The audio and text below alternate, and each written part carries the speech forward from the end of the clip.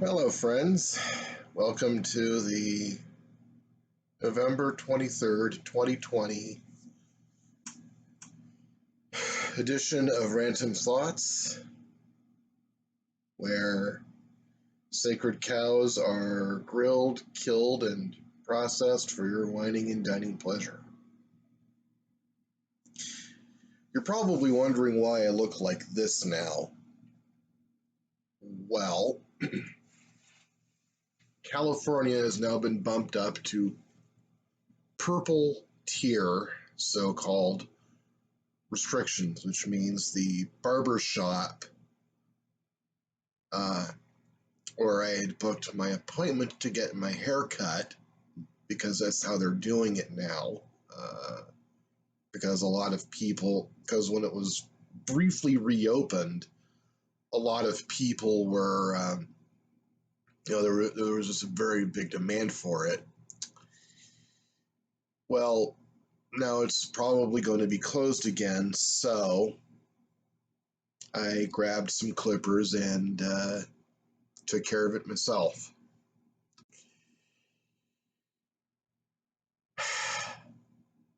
So, to those of you out there who would trivialize my concern about how the lockdowns are adversely affecting the culture, the economy, and our personal liberties by simply saying, oh, I'm just upset and throwing a tantrum because I can't get a haircut, up yours.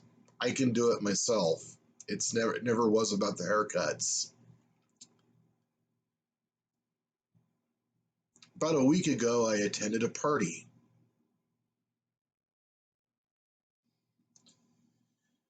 Yeah, I attended a party. There was music, laughter, food, handshakes, and hugs. It felt great to be able to do normal people stuff again for a change. And especially with people who I hadn't seen face to face in months.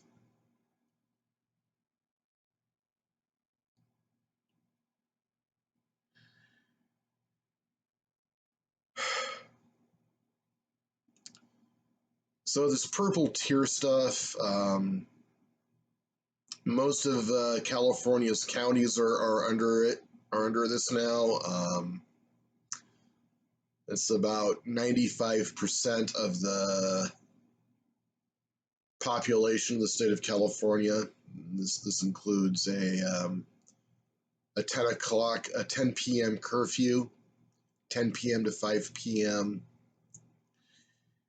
and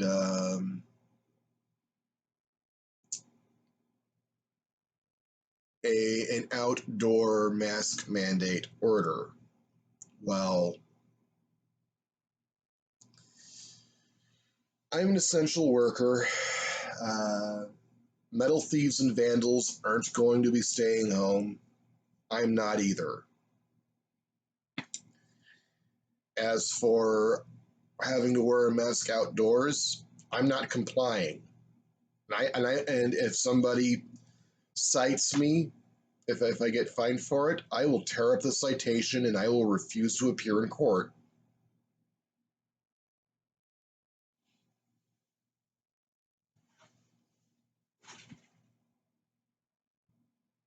Yep.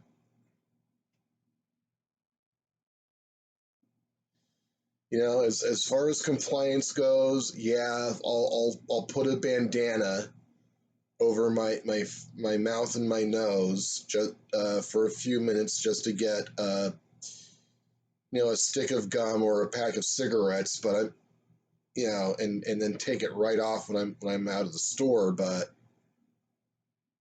this, no.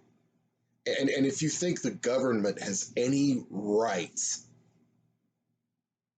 to restrict my ability to breathe fresh air, I have 3 words for you.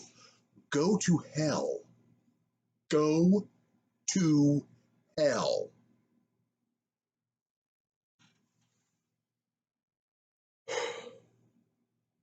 And take the express.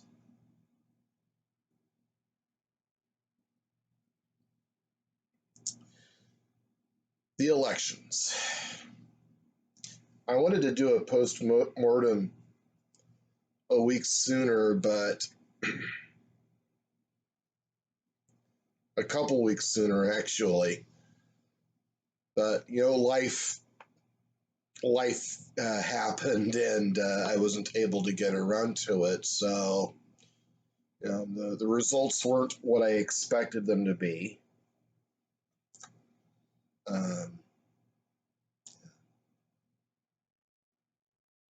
As for Trump losing, I call it the end of an era.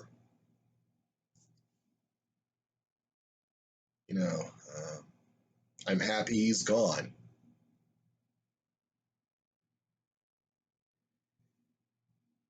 And I'm, those of you who follow me on Facebook, Twitter, and MeWe, which are my main, platforms.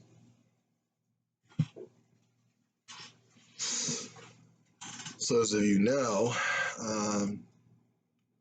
I am relishing rubbing Trumpkin noses in it. I am getting drunk off of their tears. Oh yeah, how great it feels. How great it feels to turn the insults back onto them. Facts don't care about your feelings. F your feelings. Get over it, snowflake. Oh, yes. 4 years of being called cuck and race traitor because I didn't click my heels and shout Heil every time Cheeto Führer farted.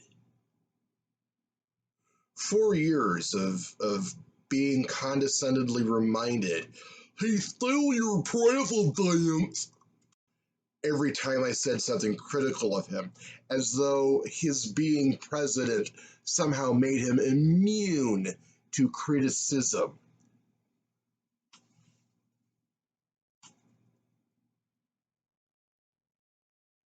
So yeah, I am relishing in their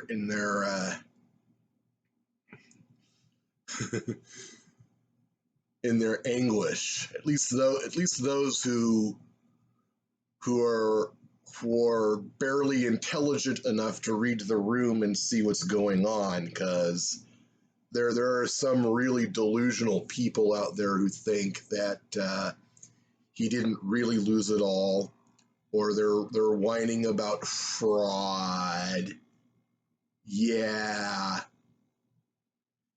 hypocrites complaining about being treated unfairly after what they've done to the Libertarian and Constitution parties for decades.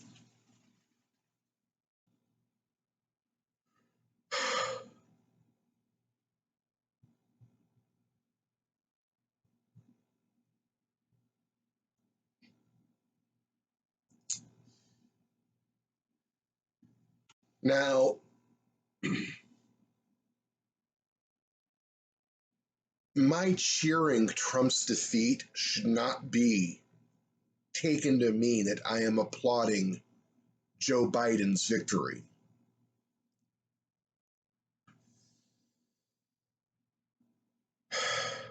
I know exactly what a Biden presidency is going to mean.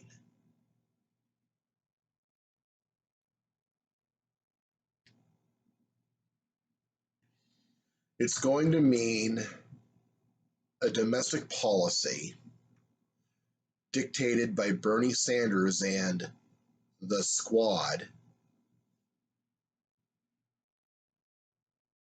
And it's going to mean a foreign policy humanitarian, quote-unquote, interventionist foreign policy, similar to what we've seen before during the Clinton years and the Obama years, but maybe turned up to 11. Put simply, folks, if you have a son or a daughter who's going to be of draft age within the next 4 to 8 years, you might want to talk to them about moving to Canada when they turn 18. Just saying.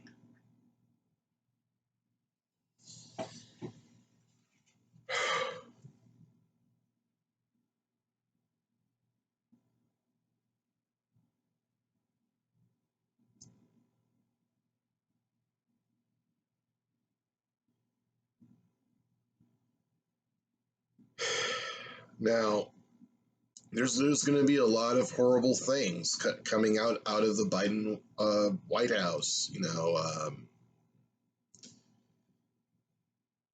Bombings to distract from the scandal of the week.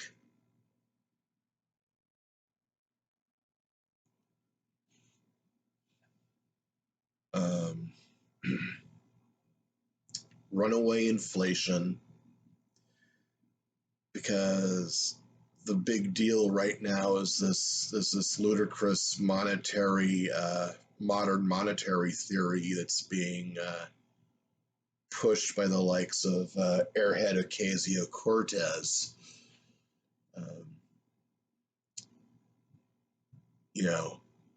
We can afford all these social welfare programs. We just have to print more money, and we can stay people to stay home for the duration of the COVID crisis. That's about to be the dumbest damned thing I have ever heard of since economic autarky. Yeah, my sister used to run around with these ANCOMs in her high school and college days.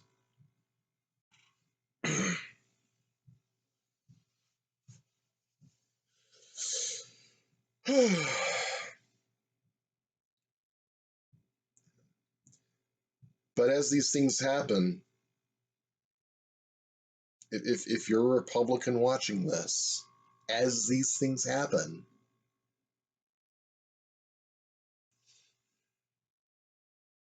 do not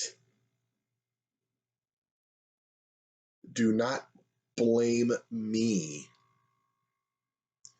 because I voted for Joe Jorgensen, because I stayed true to myself and true to my principles. Blame your party for squandering the legacy of Robert Taft, Barry Goldwater, and Ronald Reagan. Blame your party for rejecting, discarding fiscal responsibility, limited government, and individual liberty, and embracing in their place cronyism, National Socialism, and white identitarian grievance mongering. If you're a Republican watching this, you deserved to lose. The disgraced and impeached incumbent who, prior to becoming president, was a shady real estate developer with organized crime connections and a credibly accused sex offender to boot, deserved to lose. And your party deserves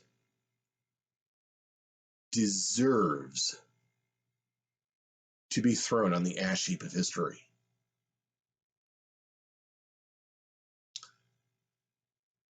There are some people who naively think, gosh, why don't we just stay in the Republican Party and work within the Republican Party to change it and save it, and keep supporting guys like Rand Paul and Thomas Massie.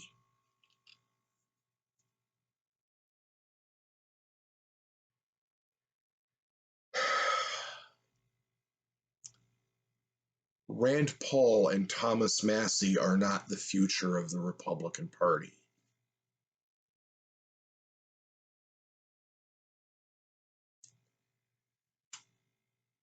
And truth be told, at the end of the day, they're still very much loyal party men. You know, Rand Paul spent the past 2-3 years sucking up to Trump, toadying up to him in hopes of getting a second-term cabinet position, which is what I think happened.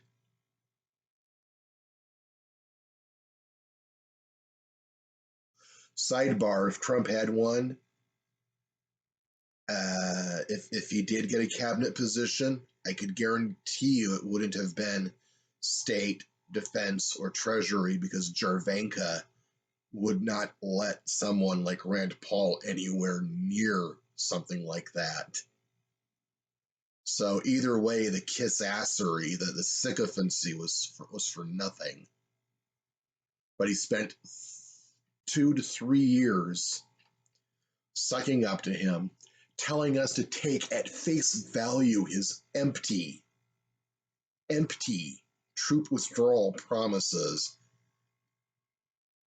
You know, just take them at face value, and whenever he wouldn't deliver on them, utter not one word of criticism.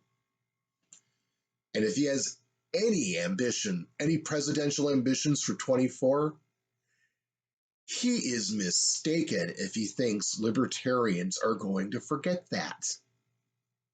As for Thomas Massie, now to his credit, he did stand up to Donald Trump. And,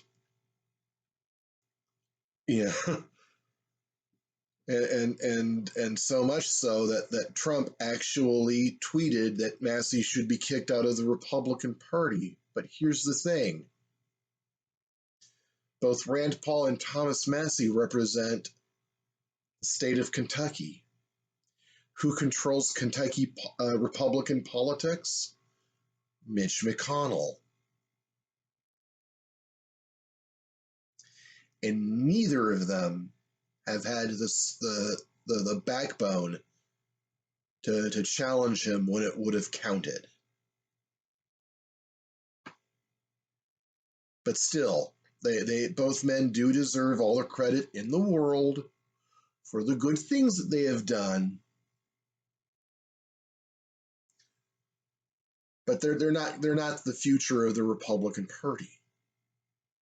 The future of the Republican Party is Josh Hawley, Dan Crenshaw, Matt Gaetz, those two QAnon cultists that got elected to Congress. That is the future of the Republican Party and the fate of the Republican Party. It's not worth saving.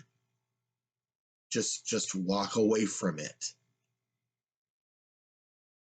The Ron Paul revolution lives and breathes in the Libertarian Party Mises Caucus. And you know, that's where I am hanging my political hat. You know, I've renewed my membership. I've upgraded it to bronze level. I've also taken out a paid membership in the California Libertarian Party, and I've decided to become a recurring donor to the Mises Caucus.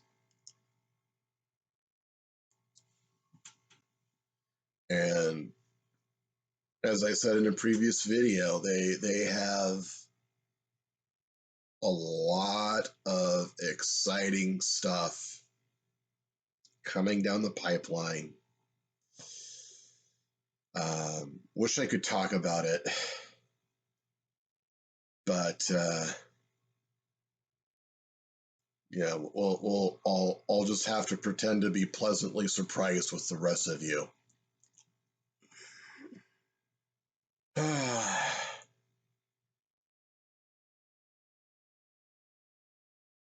And it was Spike Cohen, the Joe Jorgensen's running mate. He's going to take what's left of the campaign and turn it into a grassroots effort to field and recruit more candidates for for office. He's also doing a series on his YouTube channel worth checking out called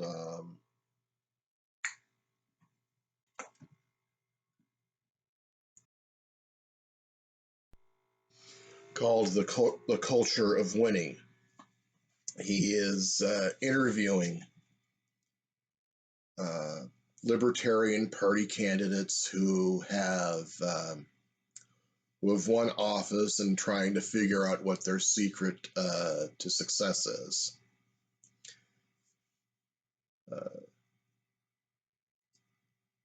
In other news, Angela McArdle, who has been leading anti-lockdown protests in the Los Angeles area, and is doing some advocacy work on behalf of people who've been adversely affected by the lockdowns, particularly those who were already disadvantaged prior to the lockdowns and whose lives have been made more complicated by them. And she's the chair of the Libertarian Party in Los Angeles. She is now running for chair of the Libertarian Party National Committee on a platform of making opposition to the lockdowns front and center of the Libertarian Party's agenda.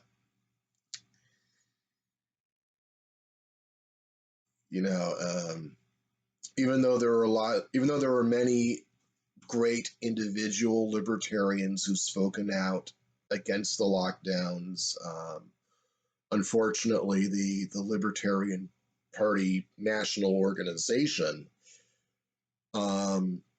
they basically ceded it to the Republicans, and now you have Republicans in anti-lockdown groups monopolizing the conversation, rewriting history to make Trump look like he's the hero of the whole drama, and it's just been a big scandal. So I am making it a goal to attend the national convention in Reno in 2022 to support her. If not as a delegate, then at least as an interested observer to offer moral support.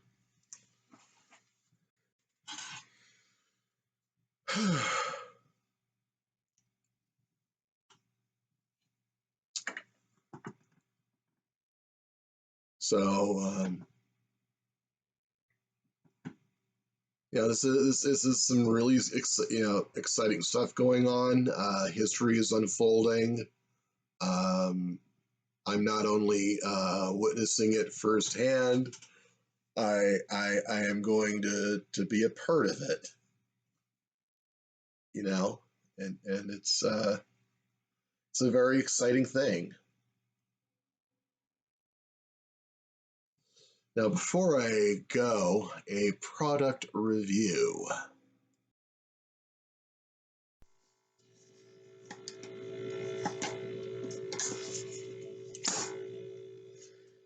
The Azorcus camping lantern. Bright LED light. It's also a flashlight.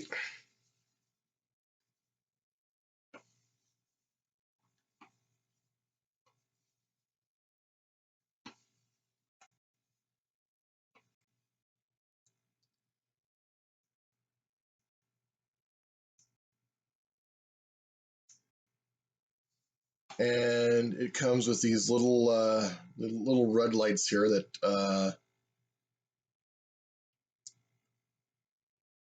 blink SOS and Morse code. Yeah. You know, I bought these for work actually. They come in a twin pack.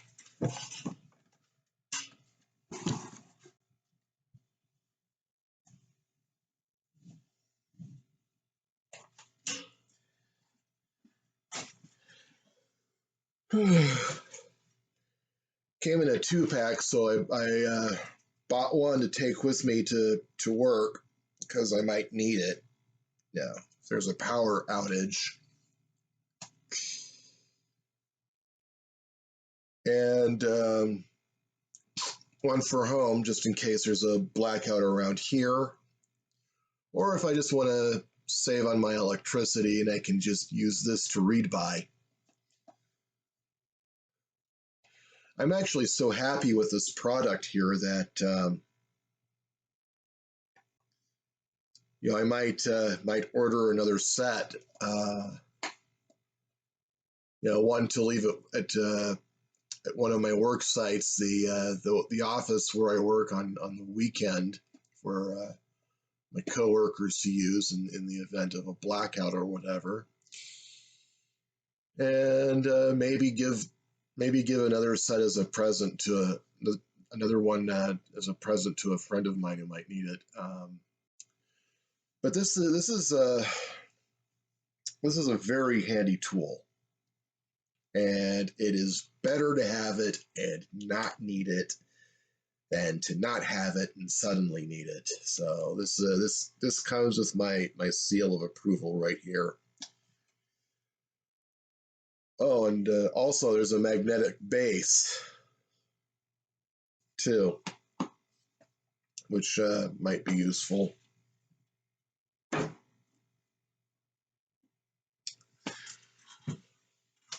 All right, this is Charles Bird. I'm signing off. Think while it's still legal. Reopen America. Vote gold. I'll see you next time.